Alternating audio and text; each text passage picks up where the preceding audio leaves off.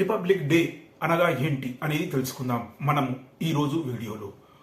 భారతదేశానికి స్వతంత్రం వచ్చింది 1947 ఆగస్టు 15 అర్ధరాత్రి 12 గంటలకు.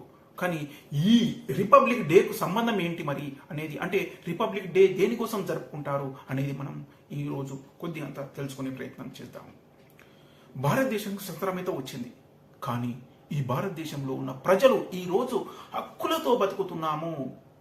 ఎవరినైనా ప్రశ్నించే తత్వం కావచ్చు, లేకపోతే ఇంకా చాలా గొప్పగా బతుకుంచవచ్చు, ఇంకా పనిచేసే దగ్గర మనం డబ్బులు రాకపోతే దాన్ని ప్రశ్నించడం కానీ, ఇంకా మనం సగౌరవంగా బతికేదానికి కానీ ఒక హక్కు కావాలి అనగా ఈ భారతదేశంలో ఉన్న ప్రజలకు ఒక రాజ్యాంగం కావాలని చెప్పేసి భారతదేశానికి స్వతంత్రం వచ్చిన తర్వాత ఈ భారతదేశంలో ఉన్న మన భారతదేశంలో ఉన్న ఆనాటి ఒక మంచి మేధావులు బాబాసాహెబ్ అంబేద్కర్ కావచ్చు, బాబు రాజేంద్ర ప్రసాద్ గారు కావచ్చు, మహాత్మా గాంధీ కావచ్చు, నెహ్రూ కావచ్చు, ఇంకా సర్దార్ వల్లభాయ్ పటేల్ కావచ్చు, ఇంకా ఎంతమంది అయితే ఉన్నారు అంతమంది ఒక దగ్గర కూర్చొని మాట్లాడడం జరిగింది.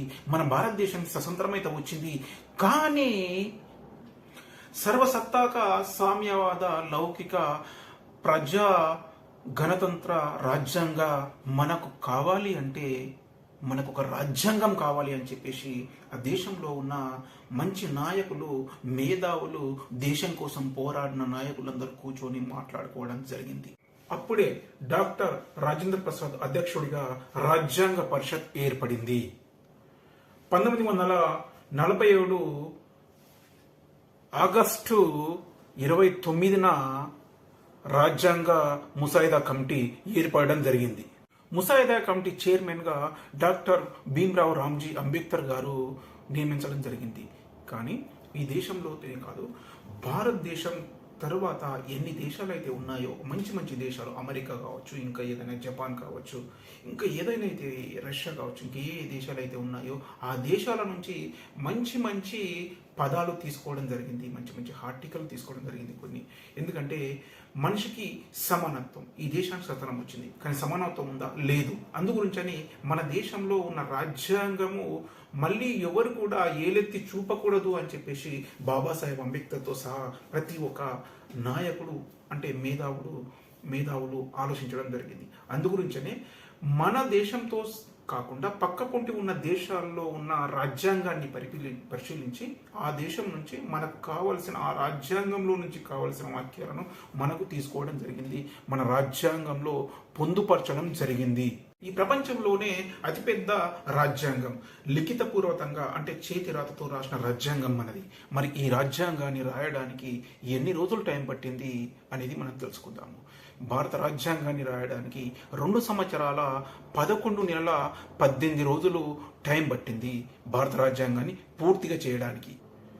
1949 నవంబర్ 26న బాబాసాహెబ్ అంబేద్కర్ గారి సారథ్యంలో భారత రాజ్యాంగానికి ఆమోదనం తెలపడం జరిగింది. మరి మన రాజ్యాంగం ఎప్పుడు అమల్లోకి వచ్చింది? 1950 జనవరి 26న మన రాజ్యాంగము అమల్లోకి వచ్చింది. ఆనాటి నుండి మనము పూర్తి స్వతంత్ర దేశంగా మారిపోయింది. మన దేశానికి ఉన్న చరిత్ర అది. అప్పుడు ఆ రాజ్యాంగంలో ఉన్న ఆర్టికల్సే ఈరోజు మనం పొందుతున్నాము. ప్రతి ఒక్క ఆర్టికల్స్, రిజర్వేషన్ కావచ్చు, జాబులు కావచ్చు, హక్కులు కావచ్చు, ప్రతి ఒక్కటి, ఒక ఎమ్మెల్యే కావచ్చు, ఎంపీ కావచ్చు, వార్డ్ నెంబర్ కావచ్చు, ప్రతి ఒక్కటి రాజ్యాంగం ఇచ్చిన హక్కు మాత్రమే తప్ప ఎవరు మనకి ఇవ్వలేదు. మరి ఇంత మంచి రాజ్యాంగాన్ని మనం కాపాడుకోవాలి కదా, రాజ్యాంగం గురించి ప్రతి ఒక్కరికి చెప్పాలి కదా, రాజ్యాంగంలో ఉన్న ఆర్టికల్స్ మన తరాలకు అందించాలి కదా. అందుగురించనే రాజ్యాంగాన్ని కాపాడుకుందాము. రాజ్యాంగాన్ని కాపాడుకుంటే దేశాన్ని కాపాడుకున్నట్టు, దేశాన్ని కాపాడుకుంటే మన భావి తరాలను కాపాడుకున్నట్టు. అందుగురించనే అందరికీ నేను ఈ రిపబ్లిక్ డే శుభాకాంక్షలు తెలుపుతున్నాను.